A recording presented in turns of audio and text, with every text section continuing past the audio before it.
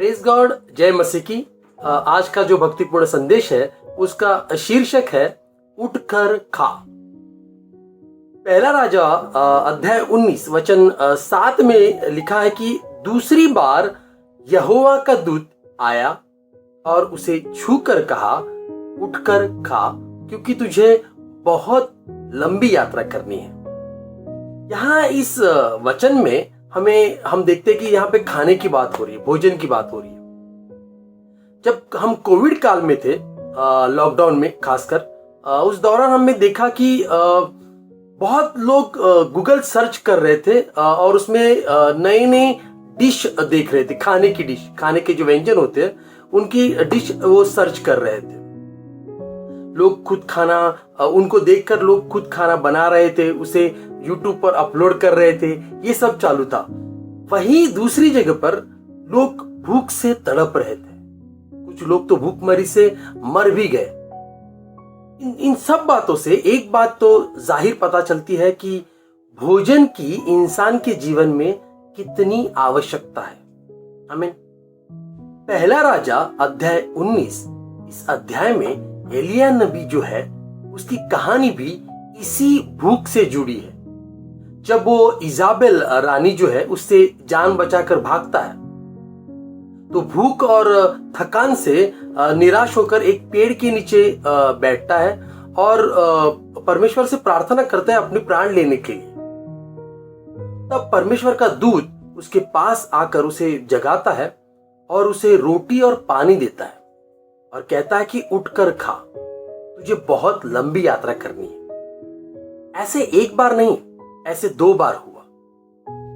फिर एलिया नबी ने उसी भोजन से, आप सोचिए, उसी भोजन से बल पाकर वो 40 दिन 40 रात चलता रहा परमेश्वर की पर्वत की ओर, होरेब पर्वत की ओर।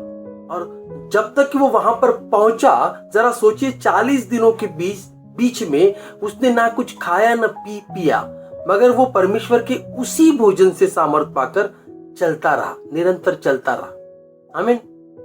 दोस्तों, आज हमारी भी जो जिंदगी है उसकी भी यात्रा बहुत लंबी है और इस यात्रा में हमें उन चीजों से दूर रहना है जिससे जो हमें परमेश्वर के राज्य से दूर कर सकती है। जैसे कि पहला कुरिन्थियों की पत्री अध्याय 6 वचन 9 और 10 में जिन चीजों के बारे में लिखा है, खासकर वो चीजें मैं पढ़ता हूं।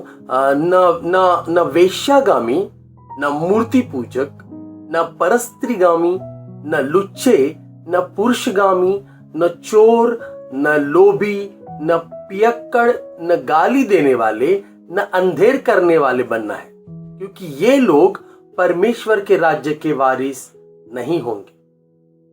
तो इस तरह ये यात्रा जो है, अगर हमें इन सब से दूर रहना है और अगर हमें अपनी यात्रा सफलतापूर्वक जीना है, तो हमें परमेश्वर के भोजन यानी परमेश्वर के वचन की जरूरत है। आमीन। क्योंकि परमेश्वर का वचन पता है कैसे है? वो ऐसा है जैसे कि नीति वचन अध्याय 16 और वचन 24 में लिखा है कि मनभावने वचन मधु भरे छत्ते के समान, प्राणों को मीठे लगते और हड्डियों को भी हरी भरी करते हैं। आमीन। दोस्तों, एलिया ने तो अपने लिए मृत्यु मांगी थी, पर परमेश्वर ने उसे जीवन दिया।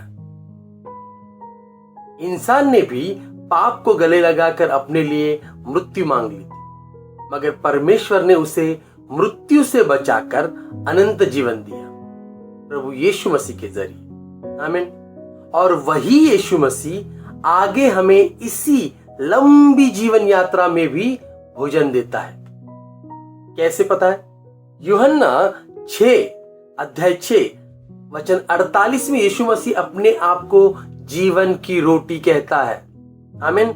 और यूहन्ना अध्याय 4 वचन 14 में वो खुद को जल कहता है, ऐसा जल कि जो उसे पिएगा वो फिर अनंत काल तक प्यासा न होगा। आमीन। तो आज जब हमने यीशु मसीह को ग्रहण किया है, अब न हम आत्मिक रूप से भूखे रहने वाले हैं न प्यासे। बस हमको चाहिए कि कि हम परमेश्वर के मार्ग पर पूरे विश्वास के साथ दृढ़ होकर सफलतापूर्वक जीवन जिए। आमीन। दोस्तों, आज परमेश्वर ने हमें प्रतिदिन की रोटी दी है, जो है उसके अनमोल वचन, और हर विश्वासी को उसमें बने रहने के लिए ये रोटी खाना जरूरी है। आमीन। यूहन्ना अध्याय 4 वचन 34 में यीशु मसीह कहते हैं कि मेरा भोजन जो है वो ये है कि मैं अपने भेजने वाले की इच्छा अनुसार चलूं और उसका काम पूरा करूं। आमीन। तो आइए हम भी अपनी जिंदगी प्रभु यीशु मसीह की तरह जिए और बाइबल को पढ़ते हुए परमेश्वर की इच्छा अनुसार चले और परमेश्वर के काम को पूरा करें। आमीन। Thank you. God bless you all. परमेश्वर आप सबको आशीर्वादित करे।